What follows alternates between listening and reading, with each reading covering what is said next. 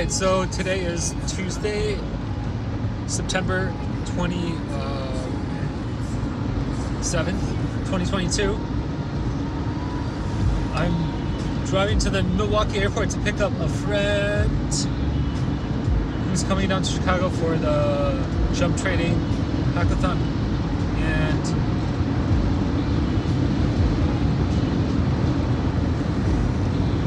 I think it's interesting to record these video logs as a documentation, as a curiosity, as an exploration of awareness and documentation of the present moment.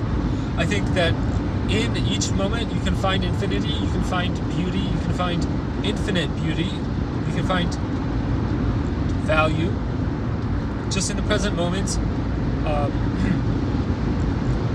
Because what we perceive as valuable, and now this is very much something that I've been thinking about today, as I was just like reading, I've been reading Claude Shannon's biography, which is blowing my mind. And just the thing about like information, how we are interested in like when we are learning something new. So when you speak, if you're saying something really obvious, then it's not interesting. We perceive that as boring, as maybe as non-intelligent. At the same time, we are beings in this world, and many times there are things just up to chance, and there are things that are out of our control. And the thing is, sometimes we may be perceived as intelligent, sometimes we feel confident, sometimes not. And I think this is personified in Claude Shannon, how he was sometimes overcome with stage fright. Especially like when, in this one anecdote, when he went to give a speech in Israel for receiving an award. He received a ton of awards from all over the world, and later in his life in the 70s and 80s, he would travel around the world with his wife and his 3 kids and accept all of these awards and give speeches. And so I think this is like one of these very telling anecdotes that like he who is so who is so kind of like intelligent, top of his field, he invented the field of information, of science of information, the information age. And here he is feeling this like self-doubt. And I think that goes to show that sometimes we don't have this control over how we navigate our world, and I just love all of these anecdotal biographical anecdotes. Like another one is about him and inventing this device to predict the roulette wheel in casinos, and him and another professor in MIT worked together for a couple months to create this device that would find this pattern in the roulette wheel, and over time be able to predict consistently the winning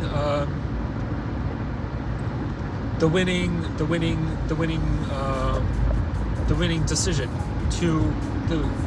So I think this is another anecdote of like how you can kind of crack the code of life, and this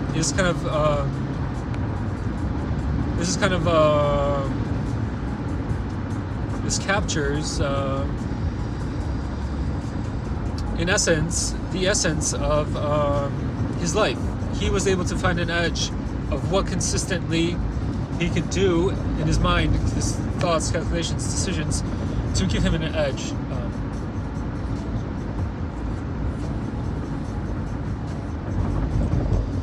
And I myself, I relate to him very much, like in terms of looking at what it means to be alive, what it means to be human. It is like, this is it's a good song.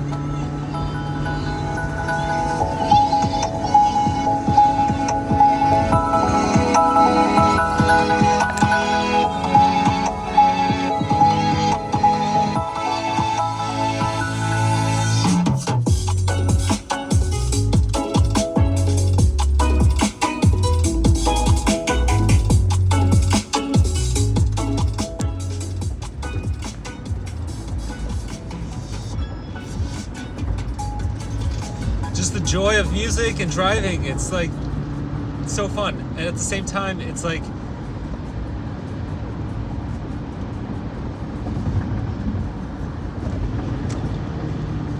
that's life. Like sometimes what you perceive as intelligent is turns out to be not intelligent. So it's like about like end goals, and really like when you're like 7, you are a fully formed human, and you just like are aware of the whole life and everything that exists, and life is just there to live it, and you just know everything, and since then it's just all downhill pretty much. And I mean, if you're in the right kind of environment, if you have like loving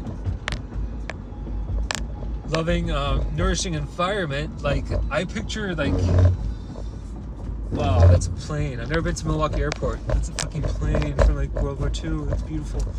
Like I consider like Vitalik Buterin as like the perfect environment. Like parents are computer science engineers. Perfect. To teach him math, like when he's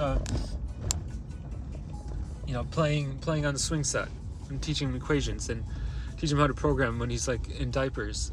And like I came from Eastern Europe too, and I can so understand his kind of psychology, and to be nourished in that way is just a unique blessing. And then boom, moving to Canada. I think he was like 6.